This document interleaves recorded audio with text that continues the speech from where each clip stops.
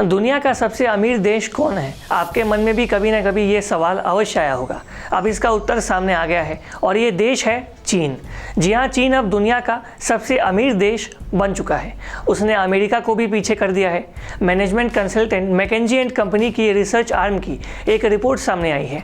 इस रिपोर्ट में पता चला है कि बीते 20 वर्षों में दुनिया की जो संपत्ति है वो 3 गुना बढ़ गई है।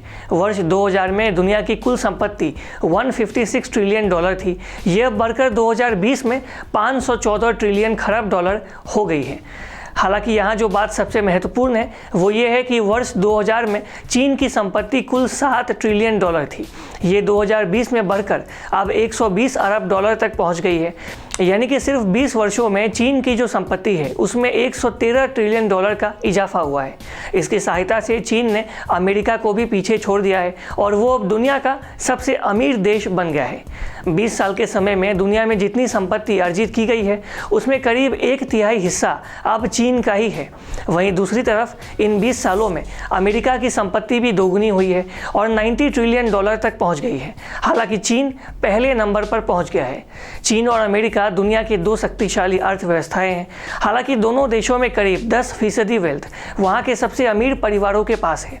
हालांकि अब बड़ा सवाल है कि क्या चीन दुनिया का अमीर देश आने वाले समय में भी बना रहेगा?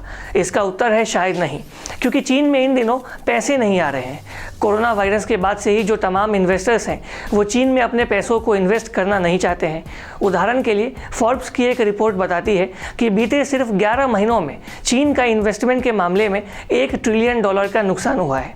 अब इन्वेस्टर्स चीन को छोड़कर बाहर जा रहे हैं। इसी तरह चीन की बड़ी ई-कॉमर्स कंपनियों में से एक कॉलिन हुआंग की कुल संपत्ति $27 ट्रिलियन कम हो गई है। इसी प्रकार से टेंसेंट के फाउंडर पोनी मा को भी $10 बिलियन तक का नुकसान हुआ है। एक रिपोर्ट के मुताबिक चीन के टेक इंडस्ट्री को भी करीब $87 बिलियन का नुकसान झेलना पड़ा है।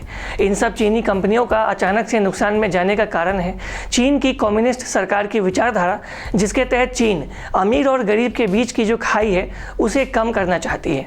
इसके लिए चीनी सरकार देश में अमीरों को कम अमीर बनाना चाहती है और इसी को लेकर कई बड़े और सख्त कानून चीनी सरकार बना रही है।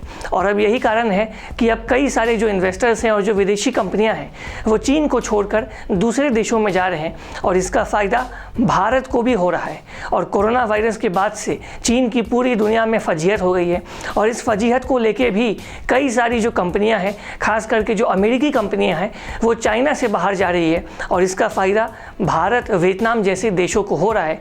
लेकिन फिर भी चीन जो है वो दुनिया में इस समय नंबर 1 पर है अमीर देशों के मामले में। हालांकि वो कब तक नंबर 1 के पोजीशन पर रहेगा ये कहना काफ़ी कठिन है। आप इस पूरे खबर को लेकर क्या सोचते हैं? आपकी जो भी राय है आप कमेंट बॉक्स में आकर आपकी राय को हमारे साथ अवश्य शेयर करें। और अधिक खबरों के लिए आप लगातार देखते रहिए ईस्ट न्यूज़। हमारे फेसबुक, यूट्यूब, इंस्टाग्राम पेज को लाइक करें, शेयर करें और सब्सक्राइब करें। अगर अभी तक आपने कोविड-19 वैक्सीन की डोज नहीं ली है तो हम आपसे अपील करेंगे कि आप वैक्सीन की डोज लें और भारत को 100% वैक्सीनेट होने में सहायता करें। तब तक के लिए आप सभी को हमारा धन्यवाद। Thanks for watching. Please subscribe and hit the bell icon.